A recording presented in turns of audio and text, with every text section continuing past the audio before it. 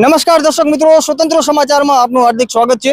મિત્રો, અત્યારે અમે મુંદ્રાથી સામખિયાળી જતા નેશનલ હાઈવે ઉપર છીએ અને તમે જોઈ શકો છો આ નેશનલ હાઈવેની અત્યારે કેવી સ્થિતિ છે। આખો રોડ બિસ્માર થઈ ગયો છે।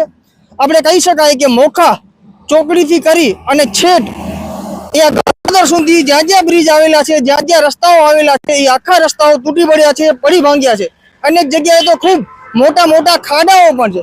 હવે વાત કરવી છે મારે કે આપણે રોડ ટેક્સ ભરીએ છીએ, ટોલ ટેક્સ ભરીએ છીએ, તો શું આ આપણે જે આપણી જે જવાબદારી નિભાવવાની હોય છે એ બધી નિભાવીએ છીએ, તેમ છતાં આ જે વહીવટી તંત્ર છે એ આપણે જે કાયદેસર રોડ રસ્તા મળવા જોઈએ।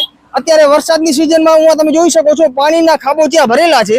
અત્યારે ચોમાસાની સિઝન છે એટલે વરસાદ તો વરસે એ તો નક્કી વાત છે, પરંતુ આમાં અત્યારે પાણી ભરેલું છે અને કોઈને ખબર ના હોય અને આ પાણીમાં જે ખાડા હોય એ ખાડામાં અથડાઈને પડે અથવા તો લાગે, આમાં નિર્દોષનો સીધો ભોગ લેવાય। ઘણી વખત મોટા વાહનો અહીંયાથી નીકળતા હોય, હાલતા હોય, એવા ડ્રાઈવરને ખબર ન હોય કે આવા જે પાણી ભરેલા છે એમાં ખાડા હશે, અને ઘણી વખત તો ડ્રાઈવર પોતાની ગાડી બચાવવા માટે આવા ખાડામાં ગાડી ન નાખવી પડે એના માટે ખાડા પણ બચાવતા હોય છે। આવા ખાડા બચાવવાના ચક્કરમાં ક્યારેક કોઈ નિર્દોષનો પણ ભોગ બની શકે છે, પરંતુ કદાચ આપણા નેશનલ હાઈવે ઓથોરિટી ઇન્ડિયાના અહીંયાથી અધિકારીઓ પણ નીકળતા હશે અને જાગૃત નાગરિકો પણ નીકળતા હશે અને અહીંયાથી ચૂંટાયેલા પદાધિકારીઓ પણ નીકળતા હશે, તો શું એમને એટલી સમજણ નહીં હોય કે અમે આજે બે ટોલ ગેટ ભરીએ છીએ, એક મોખા ચોકડી કને, એક સામખિયાળી કને, કે અમે એમનાથી આ રજૂઆત કરી કે ભાઈ આખો રસ્તો બિસ્માર છે તો તમે અમારા પાસેથી શેનો ટેક્સ વસૂલો છો?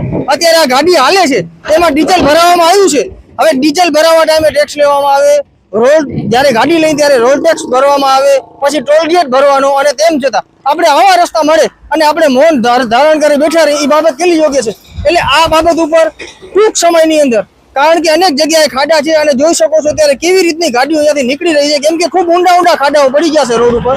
હવે આ જે ખાડાઓ છે એ છેક મોખા ચોકડીથી કરી અને છેક ગળપાદર સુધી આ ખાડાઓ અત્યારે પડી ગયા છે।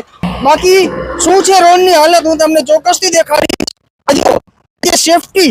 આજે સેફટી માટે લગાડવામાં આવતી આ જે સ્લાઇડ છે એ સ્લાઇડ અત્યારે રસ્તા ઉપર પડી ગઈ છે અને આના કારણે કોઈક અકસ્માત થાય અત્યારે એવું લાગી રહ્યું છે, કારણ કે આખી આ જે સેફટી માટે લગાડવામાં આવેલી આ જે બાર્ગેનિંગ છે એ આખી રોડ ઉપર આવી ગઈ છે। જગદીશ, આખી દેખાડ બાર્ગેનિંગ દર્શક મિત્રોને, અને જેથી શું લોકોને ખબર પડે કે આ રસ્તાની શું હાલત છે।